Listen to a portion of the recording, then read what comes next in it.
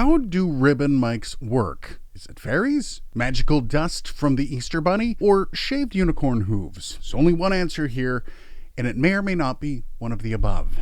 Now, for all of this, we're going to be looking at the relatively affordable ART AR5, or the ART AR5. This ribbon mic retails anywhere between $150 and $200, and it's an active ribbon microphone. Now, it kind of looks like a small shotgun mic, but a side address. Now, if you look through the grill, you can see the mic element in behind, some alien-looking type thing. Now, this particular mic feels good and hefty, solid build, but I wouldn't use it as a small baton anytime soon. Now, it's actually a pretty simple machine. You have an extremely thin piece of aluminum called the ribbon that is surrounded by two magnets. Now, the vibrations of your voice move the ribbon, which creates electromagnetic induction. Now, that electrical energy is the signal which is passed through, thanks to shaved unicorn hooves, all the way to your monitor. Magic. By the way, that extremely thin piece of aluminum is generally between 1 to 4 microns thick, which is why I canceled you earlier for using this mic as a small baton. Smart. Also, if the process of electromagnetic induction sounds somewhat familiar, well, it might be due to the way you charge your phone. It's the same principle involved with wireless charging. It's also called inductive charging. Back to this microphone though. Once again, the ART AR5. It's a figure 8 polar pattern, as all ribbon mics are. It's 20 Hz to 18 kHz. We'll get to that in a couple. Your max SPL is 150 dB. Your signal to noise ratio, 69 dB. Once again though, we'll discuss that in a few as well. Also, add to the later list, the noise is 25 dB. And as I said before, this thing is active, meaning unlike a lot of other ribbon mics, this one actually needs phantom power. Now, most older ribbon mics will die with phantom. This one feeds on it. Now, we're going to look at the off-axis rejection of the ART AR5. This is me speaking about 5 inches away from the front of the microphone, or the other side of the microphone. Not exactly sure because it's a figure 8. Now I'm speaking about 5 inches away from the side of the microphone. And now I'm speaking about 5 inches away from the other side of the microphone.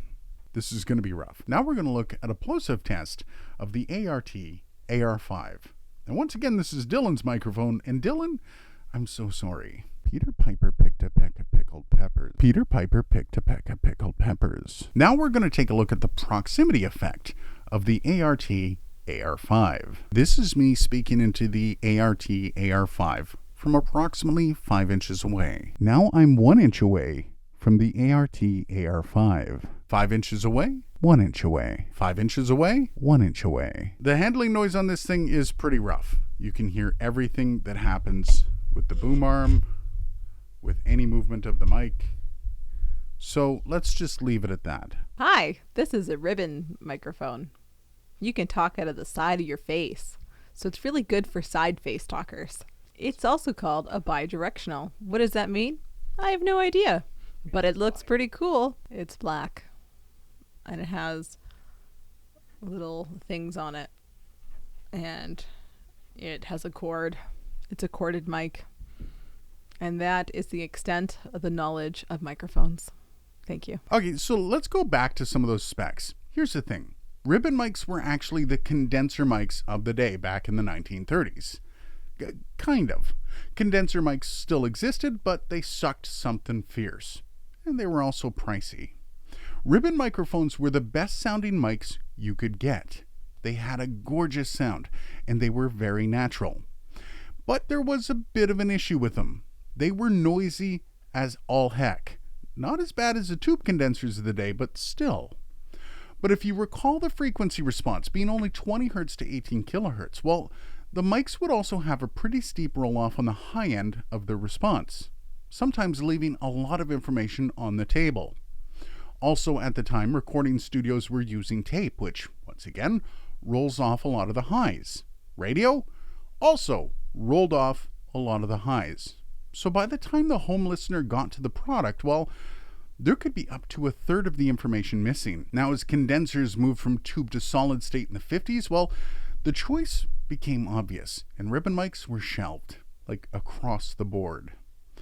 But then in the 90s, when music started to go to analog to digital, a funny thing happened. Those crisp highs of some of the condensers sounded, well, kind of harsh. Once producers realized this, they also realized their new digital converters were a perfect pairing for the old ribbon microphones. People longed for the days of analog sound, the richness over clarity. And then these things were brought back into the spotlight. Now, a lot of manufacturers will say the self-noise has gotten better and the signal-to-noise ratio is just awesome. That said, most have taken to not publishing those specs. I wonder why. Well, this all comes back to the sound, the beautiful body of the sound, the natural reproduction of voice or instrument. And while signal-to-noise ratio and self-noise may put a bad taste in the mouth of a lot of bedroom producers, the gods of production that still have the grease pens may scoff at the notion of a bit of noise on a microphone. So then I guess the question is, should you buy one? Well, if you're looking for a unique voicing from a mic or just want to switch it up, sure. I mean, remember, they're all bi-directional or figure eight. Keep that in mind when you're shopping. And maybe start out with some of the cheaper models to see if you like what ribbon mics have to offer. And of course, if you're a music producer, well, yeah, you should have one. Check this one out down below if you're interested in just maybe playing around with a different style of microphone. Cheers, and thanks for watching. I will see you in the next video.